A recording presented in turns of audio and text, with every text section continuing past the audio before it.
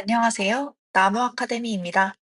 저희는 내신, 모의고사, 기출, 분석, 변형 문제를 제공하는 국어 전문 학습 자료 제공 사이트입니다. 저희가 이번에 함께 살펴볼 부분은요, 중1 국어 미래행, 매체로 소통하기입니다. 정리된 내용 함께 살펴보도록 하겠습니다.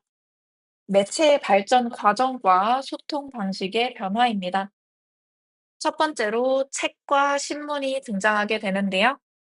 금속 활자의 발명으로 대량 인쇄가 가능해지며 인쇄 매체를 활용해 여러 사람에게 일방향으로 정보를 전달하게 되었습니다.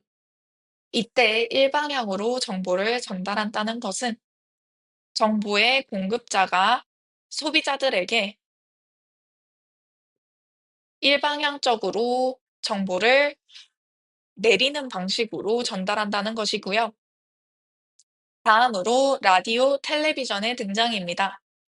전기, 전자 기술의 발달로 방송 매체가 등장하게 되고, 방송 매체를 활용하여 여러 사람들에게 일방향으로 대량의 정보를 전달하게 되었습니다.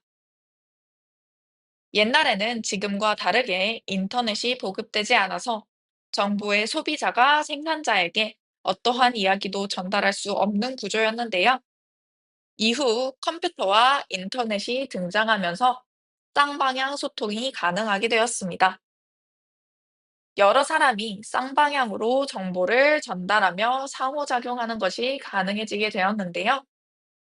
이후 스마트폰의 등장으로 이동통신 기술의 발달로 스마트폰, 태블릿 등이 나타나게 되었고, 매체 이용자 간의 쌍방향 소통이 이루어지며 상호작용이 더욱 활발해지는 것을 확인할 수 있습니다.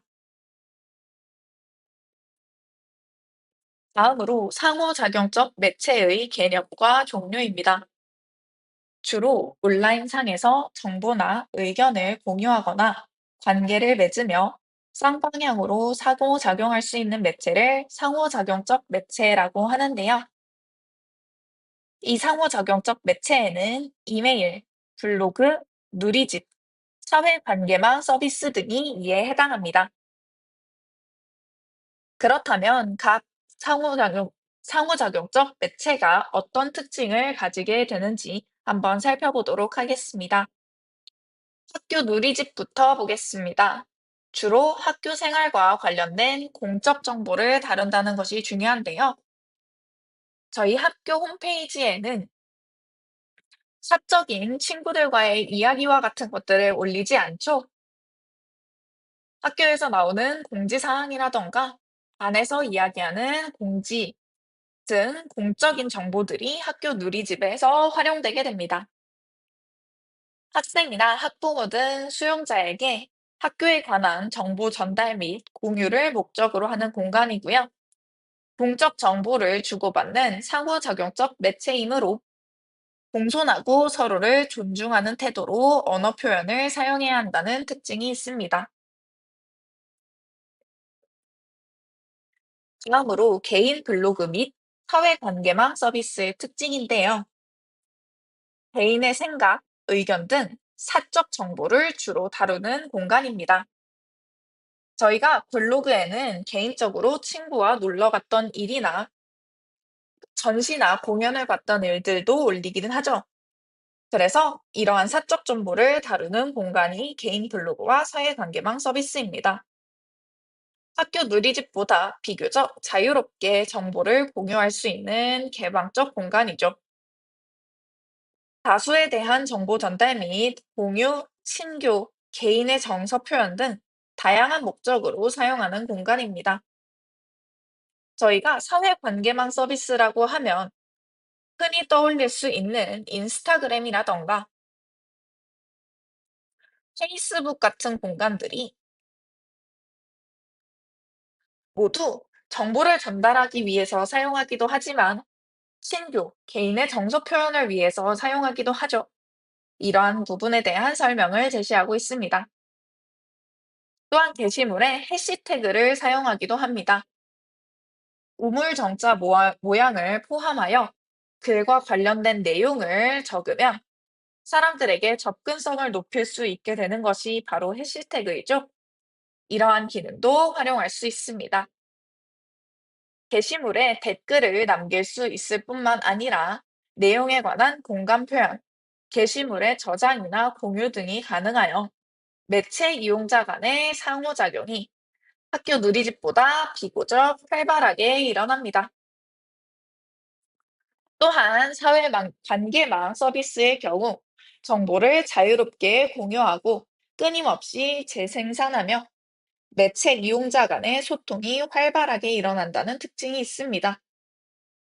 따라서 이러한 소통의 방식이 다른 사람이나 사회에까지 영향을 미치기도 하죠. 저희가 인스타그램이나 SNS를 활용하다 보면 나와 전혀 관계없는 사람들이 나의 게시글을 보기도 합니다. 이렇듯 사회관계망 서비스에서는 나와 관련이 없는 다수의 사람들에게도 내 글이 영향을 미칠 수 있음을 기억해야 합니다.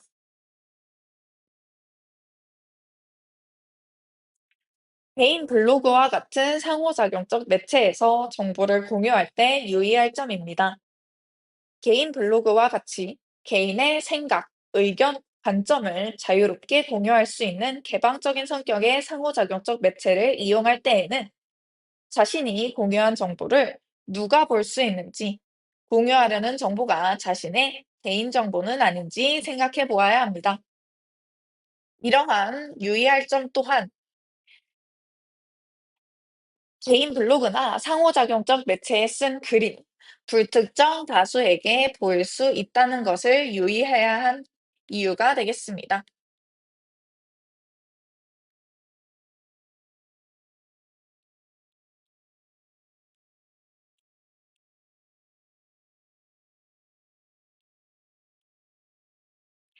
다음으로 사회관계망 서비스로 소통할 때 일어날 수 있는 문제점과 정보를 주고받을 때의 유의점입니다.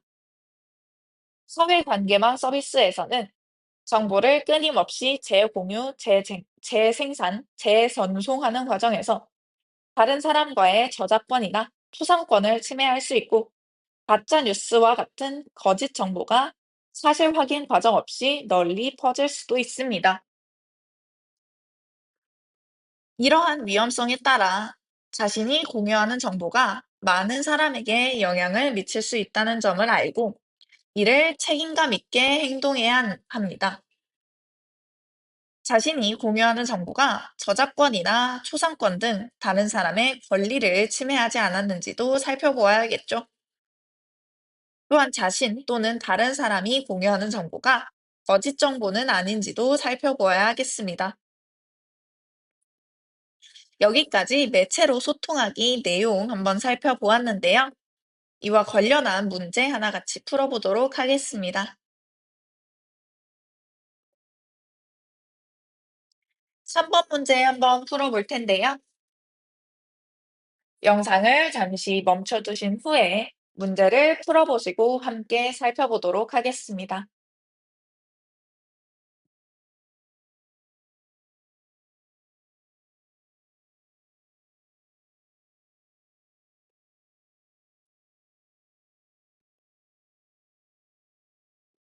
문제 풀어보셨나요? 3번. 이 글의 내용과 거리가 먼 것은 묻고 있습니다. 3번 문제. 매체의 역사에 대해서 설명하고 있는 지문이었는데요. 책과 신문이 등장하고 라디오, 텔레비전, 이후 컴퓨터, 인터넷, 마지막으로 스마트폰이 등장하게 되면서 매체를 활용하는 방식과 소통하는 방식이 서로 달라지게 되었는데요. 글의 내용과 거리가 먼 것, 답은 5번이었습니다. 온라인상에서는 정보의 생산과 수용의 역할 구분이 명확하다라고 되어 있는데요. 온라인상에서 상호작용할 때는 정보의 생산자와 수용자의 구분이 명확하지 않습니다. 따라서 5번의 설명 적절하지 않게 되겠네요. 지금까지 매체로 소통하기 함께 살펴보았습니다. 더 많은 자료는 저희 나무 아카데미 홈페이지에서 확인하실 수 있습니다. 지금까지 나무 아카데미였습니다. 감사합니다.